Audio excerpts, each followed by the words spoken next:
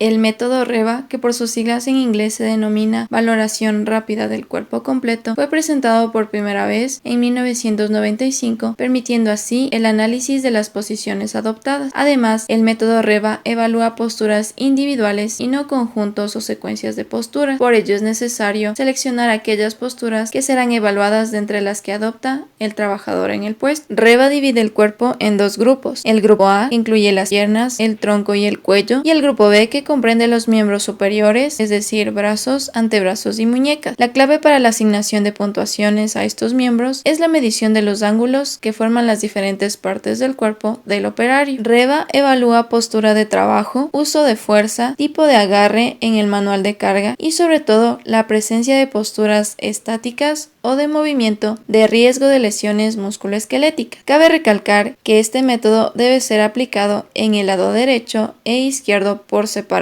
Aplicación del método. Como primer punto tenemos determinar los ciclos de trabajo y observar al trabajador durante varios de estos ciclos. Segundo, seleccionar las posturas que se evaluarán. Tercero, determinar si se evaluará el lado izquierdo del cuerpo o el derecho. Cuarto, tomar los datos angulares requeridos. Quinto, determinar las puntuaciones para cada parte del cuerpo. Sexto, obtener las puntuaciones parciales y finales del método para determinar la existencia de riesgo y establecer el nivel de actuación. Séptimo, si se requiere, determinar qué tipo de medidas deben adoptarse. Octavo, rediseñar el puesto o introducir cambios para mejorar la postura si es necesario. Y noveno, en caso de haber introducido cambios, evaluar de nuevo la postura con el método REVA para comprobar la efectividad de la mejora. Evaluación del grupo A. Primero comenzaremos con la puntuación del tronco. Aquí dependerá sobre todo del ángulo de flexión del tronco, medido por el ángulo entre el eje del tronco y la vertical. Si la posición del tronco se encuentra erguido, la puntuación será 1. Si existe flexión o extensión entre los 0 y los 20 grados, la puntuación será 2. Por otro lado, si existe flexión mayor a los 20 grados y menor o igual a los 60 grados o una extensión mayor a los 20 grados, la puntuación será 3. Y por último, si existe una flexión mayor a los 60 grados, la puntuación será 4. La puntuación obtenida de esta forma valora la flexión del tronco y esta será aumentada en un punto si existe rotación o inclinación de tronco lateral. Del cuello. Esta puntuación se obtiene a partir de la flexión o extensión medida por el ángulo formado por el eje de la cabeza y el eje del tronco. Si la posición se encuentra en una flexión entre los 0 y los 20 grados, la puntuación será 1. Y si existe una flexión mayor a los 20 grados o una extensión, la puntuación será 2. Esta puntuación será aumentada en un punto si existe rotación o inclinación lateral de la cabeza. Puntuación de las piernas. Esta dependerá de la distribución del peso entre ellas y de los apoyos existentes. Si está en una posición de sentado, andando o de pie con soporte bilateral simétrico, su puntuación será 1. Si está de pie con soporte unilateral, soporte ligero o postura inestable, su puntuación será 2. Para la modificación de la puntuación de las piernas, si la posición se encuentra en una flexión de una o ambas rodillas entre 30 y 60 grados, la puntuación sube más un punto. Y si la flexión de una o ambas rodillas está en más de 60 grados, salvo en postura sedente, se aumentan 2 puntos. Dentro del incremento de la puntuación del grupo A por carga o fuerzas ejercidas, se dice que vale 0 puntos la carga o fuerza menor de 5 kg, más un punto la carga o fuerza entre los 5 y 10 kg, y más 2 puntos la carga o fuerza mayor a los 10 kg. En el incremento de la puntuación del grupo A por cargas o fuerzas bruscas, se encuentra que si existen fuerzas o cargas aplicadas bruscamente, se aumentará un punto. Después de sacar los resultados del grupo A de cuello, tronco y piernas, se los clasifica en la tabla y el lugar en donde se unan los resultados será la puntuación de la tabla A. Continuamos con la evaluación del grupo B,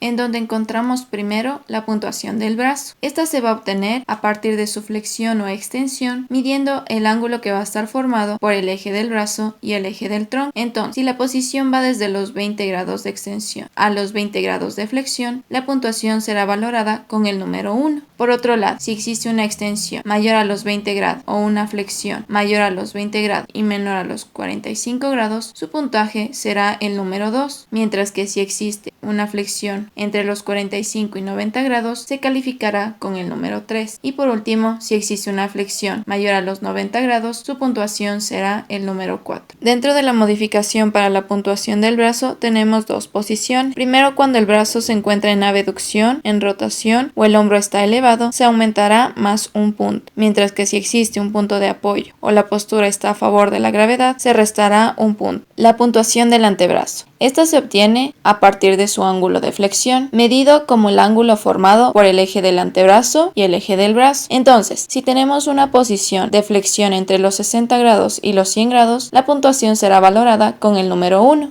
Mientras que si tenemos una flexión menor a los 60 grados o mayor a los 100 grados, la puntuación será 2. Cabe recalcar que esta puntuación no será modificada por otras circunstancias adicionales. Puntuación de la muñeca. Esta se obtiene a partir del ángulo de flexión o extensión medido desde la posición neutra. Por ende, esta posición será calificada con el número 1. De igual forma, si existe una flexión o una extensión mayor a los 0 grados y menor a los 15 grados, su puntaje será el número 1. Sin embargo, si hay una extensión o una flexión mayor a los 15 grados, su calificación será el número 2. Para la modificación de la puntuación de la muñeca, se aumentará un punto si existe desviación radial o cubital de la muñeca o si presenta una torsión. La calidad de agarre de los objetos con la mano va a aumentar la puntuación del grupo B, excepto en el caso de que ésta sea buena o no exista ningún tipo de agarre. Cuando la calidad es buena, el agarre es bueno y la fuerza tiene un rango medio, por ello su puntuación va a ser de 0. Cuando la calidad es regular, el agarre es aceptable pero no ideal, o el agarre es aceptable utilizando otras partes del cuerpo. Aquí su puntuación va a aumentar más un punto. Cuando la calidad es mala, el agarre es posible pero no es aceptable y su puntuación va a aumentar 2 puntos. Cuando la calidad es inaceptable,